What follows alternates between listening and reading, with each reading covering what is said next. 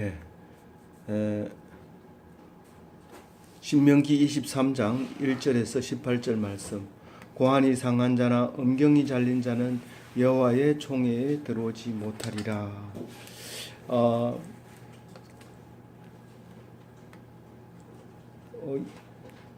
옛날에는 요즘은 그런 사람이 많지 않지만 옛날에는 그 소를 먹이다 보면 소가 이렇게 한꺼번에 이렇게 뛰어서 움직여서 요동이 일어나서 움직일 때가 있습니다. 그럴 때는 사람이 통제를 못하고 그냥 이렇게 달려갑니다. 그런데 말은 보통 사람이 있으면 밟지를 않고 넘어간다고 해요. 사람이 넘어지면 말은 이게 어떻든 사람을 안 밟고 넘어가도록 되어 있는데 이 소는 그냥 밟아버립니다. 그래서 가끔 가다가 이제 그 사람을 밟아서 고환이 터지는 경우가 있어요. 그러면 이제 군대도 못 가죠. 우리가 말하는 짝부랄이 돼서 못 가는데 이제 여기서 그런 얘기 나와요. 그 음경이 잘린 자는 옛날에는 요새 사람들은 모르지만 옛날 사람들은 개를 집에 키우는데 개 키우는 이유가 이제 기저귀가 없기 때문에 아기가 똥을 싸면 이제 개를 부르면 그 똥을 깨끗하게 핥아 먹습니다. 그래서 굉장히 이제 깨끗하게 뭐 휴지도 필요 없고 이렇게 됩니다. 그런데 이제 혹시 이제 어른이 없는 때 아기가 이제 그 똥을 낳았을 때 개가 잘못하면 이제 고추를 깨물어서 잘리는 수가 있습니다. 그렇게 이제 잘려 있는 음경이라든가 이제 고환을 가진 사람은 여호와의 총회에 들어가지 못한다라고 얘기를 합니다. 이 여호와의 총회는 하나님 믿는 사람들이 무슨 일을 결정하고 또 예배 드리고 또 그 많은 그 일들을 주동적으로 해 나가는 게 여호와의 총회인데 이 총회가 있고 여호와의 백성이 있고 그다음에 백성이 아닌 사람도 있고 그 하나님이 살고 있지만 그 속에는 많은 여러 가지가 있습니다. 다른 말로 얘기하면 교회 안에서 교인들도 있지만 또 권사들 무리, 장로들 무리가 있고요. 또 그 가면 공동의회가 있고 또 이제 전체적으로 모이는 게 있고 그렇게 회의가 많고 또 이제 종류도 많이 있습니다. 근데 여호와의 총회는 최고 의결권을 가지고 있는 겁니다. 천주교에서는 이제 그 이런 총회에서 결정된 것이 그 교회의 원칙으로 이렇게 공포가 되어지고 총수를 뽑을 때도 총회에서 뽑고 이제 그렇게 하게 됩니다. 그런데 이제 그 총회에 들어오지 못하는 사람이 지금 네 가지를 얘기하고 있어요. 네 가지를 얘기하는데 우선 첫 번째로 1절에 생식기가 기형인 자는 안 된다. 왜 안 됩니까? 하나님 믿는 사람이 무슨 그거하고 무슨 관계가 있습니까? 라고 얘기할지 모르지만 하나님 앞에서 무슨 일을 하다 보면 거기 이제 기형인 사람들 보고 욕하는 것 같은 느낌이 들게 되면 갑자기 그 회의가 썰렁해지고 논의가 되는 것이 아니라 그만 은혜가 떨어지면서 이상하게 되어버릴 수가 있습니다. 그래서 될 수 있으면 뭐 그거 안 한다고 해가지고 하나님 백성이 아니라는 것은 아니거든요. 여자나 어린이나 이런 다 총회에 못 들어갑니다. 남자들만 이렇게 건강한 남자들만 들어가는 거죠. 이제 그렇게 되는 것이죠. 그 다음에 이제 2절에 보면 사생자는 불가하다 그래요. 사생자. 그러니까 아버지가 누군지 모르는 사람이 있어요. 그 족보가 없는 사람. 그런 사람들은 좀 곤란하다. 그렇지만은 10대까지 지나가지고 11대째부터는 그 총회에 들어갈 수 있다는 겁니다. 그러니까 11대쯤 되면 암만 적어도 300년은 돼요. 300년은 돼야 돼요. 1대, 2대, 3대 이래가지고 평균 30살에 한 대가 바뀐다고 하면 300년쯤 됐을 때는 그때는 미리 사생자를 낳은 사람도 죽었고 사생자도 죽었고 없는 거죠. 그러니까 뭐 족보가 있어도 10대까지 이 전에부터 족보가 나올 수도 있는 거니까 그때는 이제 총회 자격이 있다. 이제 그렇게 얘기를 해서 10대 되기 전에 사생자는 안 된다. 그렇게 얘기합니다. 3절에는 뭐라고 하냐면 모압과 암몬 사람은 안 된다. 그럽니다. 모압과 암몬 사람은 누굽니까 하면은 아브라함의 조카 롯이 그 딸들 사이에서 태어난 겁니다. 조카 롯이 그 소돔과 고모라가 망할 때 딸 둘하고 조카하고 롯하고 산으로 피해서 도망갔다가 그만 아무도 없기 때문에 큰 딸이 낳은 자식을 모압이라고 작은 딸이 낳은 자식을 암몬이라고 해서 낳게 됩니다. 그래서 모압과 암몬 자식이 이제 중동 지방에 거주하게 되는데 그때는 야곱 그러니까 이스라엘과는 몇 촌 사이입니까? 롯으로 따지면 5촌이지만 그 딸로 따지면 6촌입니다. 그래서 가깝지만은 안 된다는 거예요. 여호와의 총에 못 들어온다는 거예요. 왜 그런지 이제 4절에 나오는데 3절 얘기는 언제까지 안 되느냐 하면 10대까지도 안 되고 영원히 안 된다. 그 얘기를 합니다. 왜냐하면 4절에 출애굽할 때 박대를 했다는 거예요. 이 이집트에서 나왔을 때 물과 떡이 필요한데 먹을 게 없는데 그거를 일절 안 주고 이렇게 대적을 했기 때문에 박대를 했기 때문에 그 족속은 안 된다. 그리고 그것만 그런 게 아니라 바로 이 신명기를 얘기하기 전에 그 신명기는 지금 모세가 이스라엘 백성에게 요단강 건너면 바로 요단강 건너자마자 바로 뭐예요?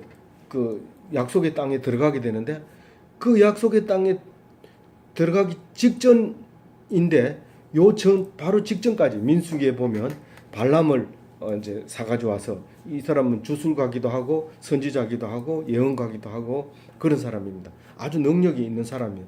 이게 메소포타미아 북쪽 그러니까 유브라 대강과 티그리스 강 사이에 그 아람이라는 바단 아람이라고 하는 동네가 있는데 뭐 아브라함도 거기서 왔고 다 사실은 그쪽 족속들이죠. 히브리인들은 그래서 그 사람들인데 거기에서 사람을 사가지고 와요. 버돌이라는 곳에서 사람을 사가지고 와서 곳에서 발람이라는 사람을 사가지고 와서 거기 하나님 이 지금 출애굽해가지고 가나안 땅 들어가려고 하는 이 사람들을 다 없애달라고 이제 주문을 이제 외우도록 그렇게 발람에게 요청을 합니다. 근데 이 발람이 주문이 안 외워져요. 기도가 안 나와요. 이스라엘 백성을 보면 보통 백성이 아니고 이 세계를 정복할 나라 같이 보이는 거예요. 그러니까 그만 말이 나온다는 게 자꾸 축복의 말이 자꾸 튀어나와요. 그래가지고 이제 모압 사람들이 이 장소가 안 좋다. 그래가지고 장소를 옮겨가지고 여기서 해라. 그리고 소 잡고 송아지 잡고 막 이래가지고 저주를 하라 그러니까 거기서도 안 되는 거예요. 그 말이 나온다는 게 자꾸 이 사람들이 온 천지를 정복하고 하나님이 축복하실 거다 이런 소리가 자꾸 나오는 거예요. 마치 원불교 교주의 아들이 포교 갔다가 그 장례식을 요단강 건너가 만날이 하는 장례식을 보고 와가지고 목탁을 두드리면서 요단강 건너가 만날이 이런 소리가 자동으로 나온 것처럼 그래서 결국은 그분이 이제 기독교인 이제 선교사가 됐지만 그렇게 된 것처럼 이 발람이 그냥 자꾸만 축복이 나오는 거예요. 그래서 하나님은 이스라엘을 사랑하셨기 때문에 발람의 저주를 복으로 바꾸었다고 이제 5절에 그렇게 얘기하고 있어요. 그래서 6절에 다시 한번 당부하건대 가나안 땅에 들어가거든 이 모압 사람과 암몬 사람은 절대로 평안을 빌지 말아라. 그들에게 형통함을 구하지 말아라. 그런 얘기를 합니다. 뭐 거기서 이제 사돈도 들어 있을 수도 있고 또 오고 가면서 또 이쪽에서 빌붙어서 종이 될 수도 있고 또 왔다 갔다 교류가 있을 수 있습니다. 굉장히 가깝기 때문에 거리상으로 그럴 수 있지만 여기서 분명히 얘기를 합니다. 그들의 평안을 영원히 빌지 말아라. 그리고 영원히 여호와의 총회는 들어올 수 없는 사람들이다라고 얘기를 합니다. 그리고 네 번째로 이제 들어와서는 안 되는 사람이 두 가지 사람이 있는데 이 사람들은 아주 완전히 못 들어오는 게 아니라 3대까지만 못 들어옵니다. 3대 지나면 들어올 수 있어요. 그게 무슨 말일까요? 내가 에돔 사람인데 들어왔어요. 하나님 믿어요. 하나님 백성하고 똑같이 제사 지내고 모든 행동이 그 율법대로 살아요. 그러면 하나님 백성이 맞는데 그래도 총회는 못 들어와요. 여자나 아이들처럼 총회에 못 들어옵니다. 그리고 3대가 지나서 들어올 수 있어요. 이게 누구냐 하면 에돔은 야곱의 형이에요. 에서예요. 에서. 이스라엘의 형 에서의 족속입니다. 그렇기 때문에 그 형제잖아요. 형제인데 2촌이잖아요. 2촌인데 3대가 지나면 8촌쯤 돼요. 8촌쯤 돼요. 그러면 안 된 그때는 이제 하나님 백성으로 총회에 들어올 수 있다는 것이에요. 그 다음에 애굽 사람도 똑같이 3대가 지나면 이제 총회에 들을 수 있는데 애굽 사람은 어디예요? 물론 거기서 430년 동안 이스라엘 백성이 살다가 나왔기 때문에 애굽 사람을 박대를 해서는 안 된다, 미워해서는 안 된다 그 얘기를 7절에 하고 있어요. 그 애굽 사람은 요셉의 처갓집이에요. 요셉이 누구니? 애굽으로 갈 수 있게 만들었던 요셉이 11번째 아들이잖아요. 야곱의 이스라엘의 11번째 아들인데 이 11번째 아들이 형제의 미움을 받아서 이집트로 가서 그만 가뭄이 드는 바람에 온 식구를 다 데리고 이제 거기 가서 이제 살게 됐는데 430년이 지난 뒤에는 70명이 들어갔는데 430년이 지난 뒤에는 50만 명이 돼서 나오는 거예요. 그러니까 이 사람들은 이집트를 미워해서는 안 된다. 그러나 여호와의 총회에서는 3대가 지나면 들어올 수 있다. 그 얘기를 하고 있는 거예요. 그리고 그 요셉을 그 하나님은 장자로 생각하는 거예요. 11번째 아들이지만 장자로 생각하고, 장자로 어떻게 11번째 아들을 어떻게 장자로 생각해요? 그래서 하나님이 어떻게 생각하냐면은 11번째 아들을 장자로 세우고 싶은데 어떻게 세울까요? 그 두 아들이 있었어요. 거기 그 아들 이름이 에브라임과 므낫세인데 애굽 사람의 여자를 그 바로의 딸을 이제 결혼해가지고 둘을 낳기 때문에 에브라임과 므낫세를 낳기 때문에 요셉 지파는 이제 없어져 버리고 에브라임과 므낫세 지파를 이제 넣습니다.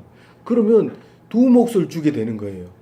손자지만 아들하고 같은 반열에 넣어가지고 두 몫을 이제 주게 됩니다. 사실 에브라임과 므낫세는 엄청 이제 번성을 해요. 가나안 땅 들어갈 때 므낫세는 이미 가나안 땅 들어가기 전에 반지파가 땅을 차지하고 동쪽에 차지하고 있고 서쪽에 가서 또 반지파가 땅을 차지하고 있고 그래서 큰 그 지파가 됐을 뿐만 아니라 에브라임도 북쪽 지파의 대표가 됐어요.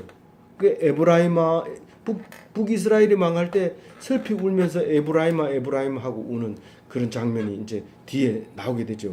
이제 열왕기라든가 역대기라든가 사무엘 상하를 읽어보면 그 에브라임이 북쪽 이스라엘의 대표가 되고 남쪽은 유다가 대표가 되고 남북으로 이렇게 갈라져서 이제 한 150명 정도 150 넘죠. 한 300명 정도 그렇게 살아오게 됩니다.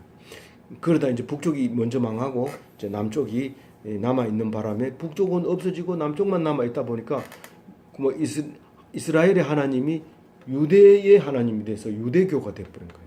지금의 유대교가 그렇게 된 거예요.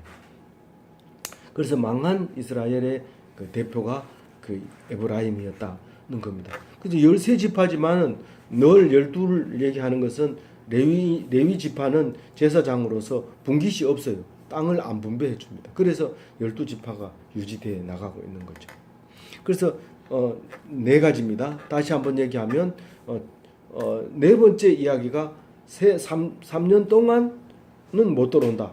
세 번째 사람은 영원히 못 들어온다. 두 번째 사람은 10대가 지나면 들어올 수 있다. 첫 번째는 뭐 당대의 문제니까 당대의 사람은 이제 못 들어온다. 이제 그런 얘기를 이제 하고 있습니다. 그다음에 이제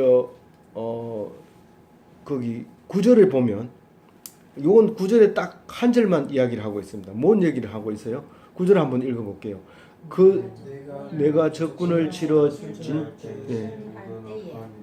모든 악을 이룰서. 이거는 전쟁에 나가기 위해서 출정하는 사람은 모든 악한 일을 삼가해야 돼. 그러니까 관용을 베풀고 모든 것을 다 풀어주고 가야 돼요. 왜 그럴까요? 뭐 얘기 안 해도 되죠. 가서 살아올지 죽어올지 모르거든요. 그러니까 착한 일 하고 가라는 거예요. 나쁜 일, 문제 미해결 내가 갔다 와서 보자 이렇게 해야 돼요. 그렇게 하면 안 돼요. 완전히 결말을 짓고 가야 돼요. 군대 나갈 때. 그리고 항상 선의를 베풀고 가라는 거예요. 그 로마 영화 같은 거 보면 꼭 지고 오는 사람들이 나갈 때 특징이 화를 내고 갑니다. 화를 내고 가고 또 남을 힘들게 해놓고 나갑니다. 근데 이상하게 죽어서 돌아와요. 뭐 그것은 뭐 법칙이 그렇다, 뭐 증거가 있느냐, 팩트냐, 뭐 이렇게 얘기하면 곤란하지만 하여튼 그렇게 우리는 생각하고 있고 그걸 믿고 있어요. 그래서 큰 일을 앞두고는 언제나 기도하면서 마음에 걸리는 일이 없도록 그렇게 해야 되는 것입니다. 그 다음에 이제 10절, 11절 말씀입니다. 여기는 이제 그 남자들만 이제 알 수 있는 말이죠. 이제 몽정을 하면 진영 밖으로 나가서 해가 질 때까지 돌아오지 말라. 10절에 그렇게 얘기합니다. 11절에는 해가 지면 목욕을 하고 진영으로 돌아오라. 그렇게 얘기합니다. 여자들은 생리할 때는 항상 부정을 한 것으로 인정을 하고 못 들어오고 정결한 곳에는 못 가게 돼 있습니다. 그런데 남자는 10절과 11절과 같이 그렇게 규정을 정해놨습니다. 12절 말씀은요, 이제 진영을 깨끗하게 하는 방법을 이제 말을 하고 있어요. 변소하고 뒤처리를 어떻게 할 건가를 얘기하고 있어요. 변소는 반드시 진영 밖에 마련하라 그럽니다. 지금 여기 광야 40년 동안에는 항상 텐트를 치고 12지파가 가운데 모여 있고 제일 가운데는 레위 지파가 있고 돌아가면서 12지파가 진을 치고 있는데 그 진영 밖으로 나가면 적어도 한 2km는 나가야 돼요. 우리 화장실 가려고 2km 갈 수 있어요. 여기서는 분명히 그렇게 얘기해요. 화장실은 진영 밖에다가 설치를 하라는 거예요. 그렇게 설치를 하고 볼일을 보려면은 진영 밖으로 가라. 한 1km 가서 볼일을 바라는 거야. 말이 됩니까? 이 요단강 건너서 가나안 땅 들어가면 젖과 꿀이 흐르는 땅이라는데 거기서 또 천막을 쳐놓고 또 바깥에 가서 하라는 겁니까? 라고 얘기하면 이것은 이미 얘기했던 거지만 앞에서 군대 막사로 살 때는 이렇게 살아야 된다고 지금 얘기하고 있습니다. 13절에는요. 왜냐하면 진영을 깨끗하게 해야 되기 때문에 그래요. 진영을 깨끗하게 해야 되기 때문에. 그래서 진영 밖에 이제 왜 진영을 깨끗하게 해야 되는 얘기는 뒤에 하고요. 우선 13절 얘기는 뭐냐면 깨끗하게 하려면은 진영 밖으로 이제 가게 되는데 우리가 아무리 급해도 진영 밖에 갈 때는 무기를 들고 가야 돼요. 바깥에는 항상 그 적군들이 있기 때문에 여기서는 기구라고 그냥 했어요. 기구에 작은 삽을 더하여 이랬는데 다른 번역에는 이 무기를 들고 가라는 거예요. 근데 무기가 활이나 뭐 칼이나 이런 거 아니에요. 화장실 갈 때 칼 들고 가고 화장실 갈 때 활 들고 가고 그게 공격용 무기를 들고 가라는 게 아니라 작은 막대기뿐입니다. 짐승을 쫓기도 하고 또 그 상대가 이제 상대를 제압할 때 쓰기도 하고 마치 경비원들이 그 막대기를 곤봉을 차고 순찰을 도는 거나 마찬가지입니다. 그 정도의 이제 막대기는 들고 화장실을 가야 돼요. 진영 밖으로. 갈 때는 뭘 가지고 가라고 그랬어요? 삽을 들고 가라고 했어요. 왜냐하면 지금처럼 이렇게 그 변소가 이제 깊이 파가지고 다리를 놓고 그 밑에 떨어져서 모이게 하는 게 아니라 그냥 변소 이렇게 써놓고 이렇게 칸막이만 이렇게 해놓으면 가려지기만 하면 거기서 누고 구덩이를 파서 넣고 덮어버리는 거예요. 그러면 이제 파리도 안 달려들고 이제 깨끗하게 이제 뒤처리를 하고 이제 오게 되죠. 그렇게 이제 하는 건데 왜 그렇게 하느냐 하면은 14절에 하나님이 진영에 계시기 때문에 진영은 깨끗하게 해야 된다는 겁니다. 왜 하나님이 진영에 계실까요? 왜 하나님이 진영에 계실까요? 이제 요단강 건너가서 그 대적들을 싸우려고 하면은 하나님이 싸우지 이 백성들이 싸우는 게 아니에요. 가만히 있으면 하나님이 먼저 가서 다 싸웁니다. 그리고 목을 밟고 이제 죽입니다. 그것만 하면 돼요. 그래서 하나님이 계셔야 승리하는 거예요. 하나님 없으면 승리할 수 없는 거예요. 그래서 하나님을 꼭 함께 하셔야 승리하고 요단강 건너가서 약속의 땅을 얻게 되는데 그렇게 하려니까 진영을 깨끗하게 해야 되고 불결하면 하나님이 떠나신다는 거예요. 그래서 이 말씀이 이제 예수님이 오셔서는 어떻게 해요? 너희가 하나님의 성전이다. 너희 속에 하나님이 계신다. 그러니까 너 몸을 깨끗하게 해라. 그래서 술을 먹거나 담배 피거나 뭐 이렇게 하면 하나님이 거기 계시지 않아요. 그리고 하나님이 안 계시니까 어떻게 돼요? 승리할 수 없어요. 싸움 번번이 깨져요. 그래서 요즘도 보면 교회 오는 사람들 중에 술을 먹고 오는 사람이 있는데 그 교회 앞에서 보면 자기들끼리 막 싸워요. 막 때리기도 하고 이래요. 그러면 술 취한 사람은 때려도 안 아픈가 봐. 때리라 한테 막 터지가지고 피 나는데도 그냥 막 그렇게 하는데 그게 술이 채면 그렇게 되는 거예요. 하나님이 떠나고 싸움마다 얻어 터지고 깨지고 이기지 못해요. 그렇게 하면 안 돼요. 그래서 하나님을 모셔야지 승리를 하기 때문에 정결하게 해야 돼요. 오늘 15절 말씀은 이런 말을 합니다. 도망하여 집에 들어온 종에 대해서 이야기를 하는데 지금도 뭐 종이 있는 나라가 많이 있지만 사실 이때 로마 시대 때까지만 하더라도 종이 80%고 주인이 20%전 인구에 그 정도로 이제 종이 대부분이었는데 이 종이 자유를 찾아서 혹은 가고 싶은 곳을 찾아서 이렇게 도망해서 어떻게 내 집에 들어왔어요. 배가 고파서 들어왔든지 어떻게 찾아 들어왔어요. 만약에 그렇다면은 이 사람은 정의감이 불타서 종은 종으로 있어야지. 그리고 주인한테 전화해서 종을 돌려보내지 말으라는 거예요. 그게 15절 말씀이에요. 그 다음에 16절 말씀은요. 그 사람이 그 성에 그 성읍에서 자리를 잡을 때까지 함께 지내라. 뭐 도와주라든가 이런 건 아니고 뭐 하여튼 그 사람이 알아서 자기가 하고 싶은 대로 할 때까지 같이 거하라. 그리고 압제하지 말아라. 너 그러면 일러준다. 내 말 들어. 그리고 일 시키고 돈 안 주고 이렇게 하지 말. 그거는 압제하는 거예요.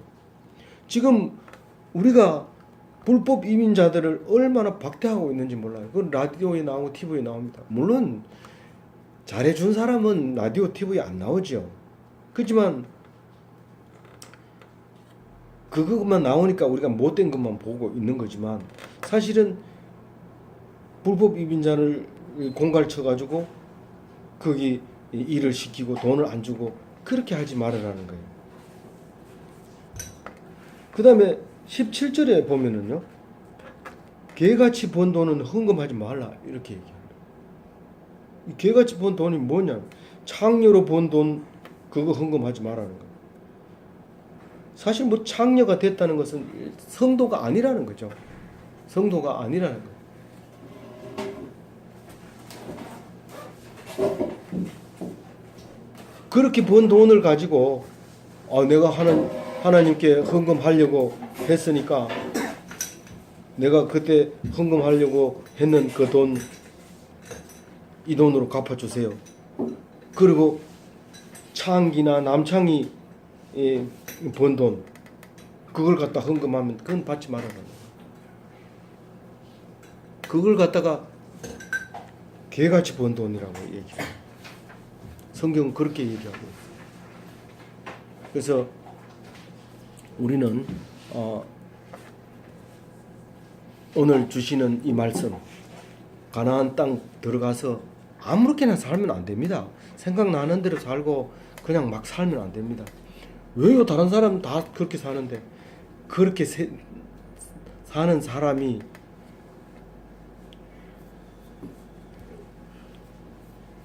정결한 사람이 아니에요.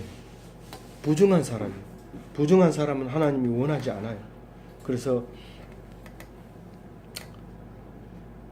하나님께서 정결하게 구별되게 살라고 할 때 구별되게 살 수 있도록, 그래서 겉보기에는 비슷하게 보이고 교회 다니는 사람이나 안 다니는 사람이나 그저 착하게 살면 좋죠. 그렇게 얘기할지 모르지만 속은 전혀 다릅니다. 안 죽는다고 믿는 사람과 야, 내 죽은 그만이지 그렇게 하는 사람은 완전히 천국과 지옥에서 사는 곳이 다릅니다. 아무쪼록 하나님 말씀 붙잡고 가나안 땅에 들어가서 영원한 삶을, 복된 삶을 사시는 기독교인이 되시기를 주님의 이름으로 축원드립니다.